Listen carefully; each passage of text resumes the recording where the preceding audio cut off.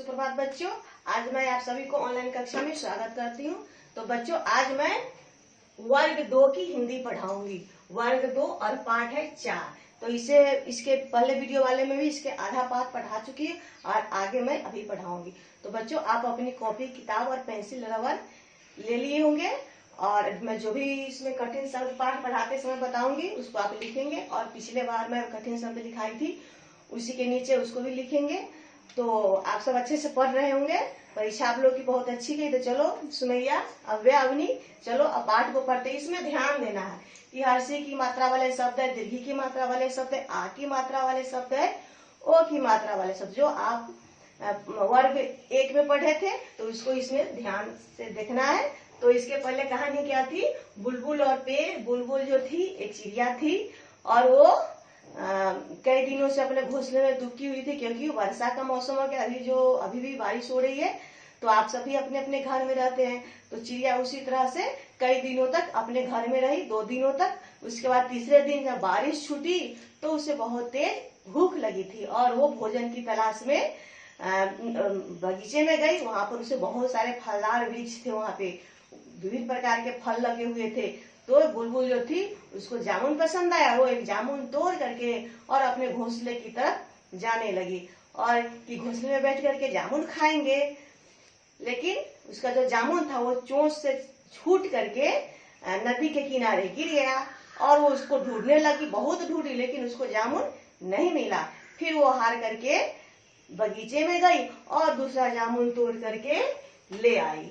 फिर आगे बढ़ते हैं कहानी में। और यहाँ पर आ की मात्रा, हर्षी, दीर्घी की मात्रा को देखते जाना है। आप अपनी किताब में देखते रहेंगे कि कैसे मैं शब्द को पढ़ाती, उसी तरह से आप घर पर पढ़ने का अभ्यास भी करेंगे। तो जामुन गीली मिट्टी में धंस गया था। बुलबुल के चोंच से जो जामुन छूट करके गिरा था वो गीली मिट्टी में धंस गया था, गड़ गया। धंसना का होता है गड़ जाना, मिट्टी में गड़ जाता है। बुलबुल बहुत दुखी हुई। कौन दुखी हुई? बुलबुल दुखी हुई। क्यों? क्योंकि उसका जामुन था वो गीली मिट्टी में धंस गया था। वह बगीचे से दूसरा जामुन लाई और घोंसले में चली गई। और फिर वह दुखी होकर के बगीचे में दोबारा गई। उसे जोर की भूख भी लगी थी और उसका जामुन भी गुम हो गया।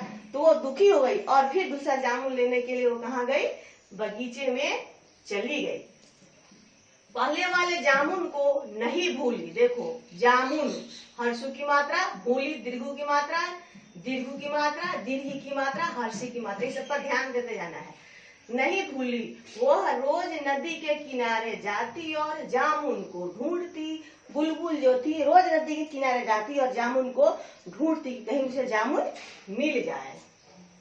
ढूंढना का अर्थ होता है खोजना। इसका क्या अर्थ होता है? खोजना। ढूंढती लिख करके उसके बगल में खोजना लिखेंगे। अब कुछ दिनों के बाद, यानी कि कुछ दिनों, 2-4 दिनों के बाद उसने देखा क्या देखा? जहां जामुन गिरा था वहां हरे हरे पत्ते निकल आए हैं। और कुछ दिनों के बाद जो बुलबुल थी वो देखी कि जहां, वहां तो रोज जाती थी बुलबुल कि मेरा जामुन कहाँ है, उसको ढूंढती थी। लेकिन कुछ दिनों के बाद वो जाती थी लेकिन उसे कुछ दिखाई नहीं देता था। कुछ दिनों के बाद देखा कि वहां पे हरी हरी पत्तियां निकल आए। हरे हरे पत्ते, पेड़ के जो छोटे छोटे पत्ते होते हैं, हरा हरा रंग होता है ना। आप आसपास अपने पेड़ पौधों को देखेंगे, पेड़ के पत्ते जो रहते हैं वो हरे रंग के रहते, पत्ते निकल आए। अब वहां पर हरे हरे पत्ते निकल आए थे। वह बहुत प्रसन्न होना कर देता है खुश होना। वह बहुत प्रसन्न, कौन? बुलबुल बहुत खुश हुई। वह समझ गई कि यह जामुन का ही नन्हा पौधा है। और वो देखते मात्र समझ गई कि यह जामुन का ही नन्हा पौधा है। घर पर भी यह नन्हा का अर्थ होता है छोटा। नन्हा का अर्थ क्या होता है? छोटा।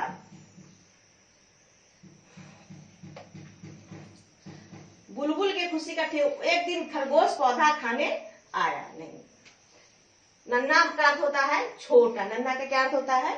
छोटा। वह पौधों की देखभाल करने लगी। वह पौधों की देखभाल करने, यानी कि उसको देखती थी हमेशा कि पौधा कैसे बड़ा हो रहा है, कोई दूसरा जानवर उसकी पत्तियों को खा रहा है कि नहीं खा रहा है। उसी तरह से वो पौधों को देखभाल करना, यानी उसकी सुरक्षा करती रहती थी, करने लगी। देखो, इसमें दीर्घी की मात्रा है, दीर्घु की मात्रा है। चोंच में तिनके लाकर, देखो चोंच पे बिंदु दिया, चौका चोंच, और चोंच में तिनके होता है घास का जो छोटा छोटा टुकड़ा होता है वो चोंच में तिनके लाकर उसके चारों तरफ बार बनाकर बनाई। तो और वो क्या की, बुलबुल जो थी वो चोंच में तिनके उठा कर एक एक तिनका लाई और पेड़ के चारों तरफ से क्या बना दी, घेरा बना दी। बार बने, बार का अर्थ होता है घेरा, घेरना, ताकि कोई दूसरा जानवर उसे खा न सके। धूप और नमी पाकर पौधा बढ़ने लगा। धूप और नमी पाकर के पौधा बढ़ने लगे। जैसे कि अभी नमी है, बारिश हो रही है, तो धरती में जो नमी बना हुआ इसमें अभी जो है वो पौधा बहुत तेजी से बढ़ता है। अभी आप कोई पौधा घर पे लगाओगे, फूल का पौधा या किसी भी चीज का पौधा, वो जल्दी जल्दी बढ़ने लगे, क्योंकि वर्षा का, बारिश का मौसम है। बुलबुल की खुशी का ठिकाना नहीं रहा। अब पौधा जो था वो धीरे धीरे बढ़ रहा था। बुलबुल बहुत खुश हुई। आप भी अपने घर पे पौधा लगाएंगे और जब वो बढ़ेगा तो आपको भी उसी तरह की खुशी मिलेगी। एक दिन खरगोश पौधा खाने आया, और एक दिन क्या हुआ, खरगोश था वो पौधा खाने आया। वह शोर मचाती हुई, शोर यानी कि जोर से आवाज करती हुई उस पर झपटी, चोंच मारकर उसे भगाने लगी। और किस पर झपटी, खरगोश पर। कौन झपटी, बुलबुल झपटी, और उसको चोंच मार करके भगाने लगी। कहने लगी तुम मेरा पौधा क्यों खाते हो। खरगोश डरकर भाग गया, और खरगोश जो था वो बुलबुल से डर करके भाग गया। बुलबुल सोचने लगी एक दिन यह पौधा बड़ा होकर पेड़ बन जाएगा। और बुलबुल मन ही मन सोचने लगी यह पौधा जो है एक दिन बहुत बड़ा हो जाएगा और क्या बन जाएगा, पेड़ बन जाएगा। क्या चीज का पेड़ बनेगा, जामुन का पेड़ बनेगा। एक दिन यह पौधा बड़ा होकर पेड़ बन जाएगा। पक्षी इस पर बसेरा करेंगे। बसेरा का अर्थ होता है रहना, बसना। पक्षी यानी कि चिड़िया इस पर बसेरा करेंगे। लोगों को छाया मिलेगी, और लोगों को क्या, छाया मिलेगी। यह सबको शुद्ध हवा देगा। पेड़ से बच्चों क्या क्या मिलता है, हवा मिलता है, लकड़ियां मिलता है, फल मिलता है। हमारे घर में उसका उपयोग है। पेड़ हमारे लिए बहुत ही उपयोगी है। तो बुलबुल वही सोच रही थी कि जब ये पेड़ बड़ा होगा तो इससे सबको शुद्ध हवा मिलेगा और ये सबको छाया देगा, फल देगा। यही बुलबुल जो थी वो मन ही मन सोच रही थी। लोगों को खूब जामुन लगेंगे, सब इसके मीठे मीठे जामुन खाएंगे। और क्या बोली, खूब जामुन लगेंगे और इस पर सब मीठे मीठे जामुन खाएंगे।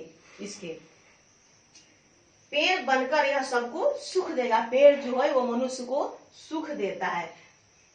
बुलबुल की आंखों में खुशी से, बुलबुल की आंखें खुशी से भर आई। यह सोचते सोचते बुलबुल की आंखें खुशी से भर आई। तो यहाँ पर देखिए आपको चंद्रबिंदु वाला भी शब्द, ये चंद्रबिंदु है, चंद्रबिंदु है, यहाँ पे बिंदु दिया है। इसमें हर्षु की मात्रा है, दीर्घी की मात्रा है। ये संयुक्त में नन्हा, नौना संयुक्त होकर नन्हा, छोटा। देखिए यहाँ पर और चंद्रबिंदु वाले शब्द ढूंढना है आपको। ढूंढने में भी यहाँ पे देखिए चंद्रबिंदु दिया हुआ है, जो आपको किताब में दिया रहता है अभ्यास बार में कि चंद्रबिंदु वाले शब्द लिखे, हर्षी की मात्रा वाले शब्द लिखे, दीर्घी की मात्रा वाले शब्द। बच्चों आप इस पाठ को पढ़ेंगे और इसमें जो चंद्रबिंदु वाले शब्द है, आकार की मात्रा है, उकार की मात्रा, हर्षी, दीर्घी की मात्रा को भी ध्यान से देखेंगे और शब्दों को, अक्षरों को जोड़ जोड़ करके शब्द बनाए। तो बच्चों इस पाठ में आप क्या सीखे, पेड़ के बारे में सीखे। पेड़ हमारे लिए उपयोगी है। आप भी अपने घर पर एक एक पौधा लगाएंगे और अभी घर पे रहोगे तो उसकी देखभाल करोगे और अच्छे से पढ़ोगे तो आपको HW है कि पेड़ से मिलने वाले 5 चीजों के नाम लिख करके आपको रखना है। आपका HW पेड़ से क्या क्या प्राप्त होता है उसको आपको लिखना है और घर पे एक पौधा भी लगाना है। तो इसी के साथ आज मैं अपनी कक्षा को समाप्त करती हूँ। आप अच्छे रहें। धन्यवाद।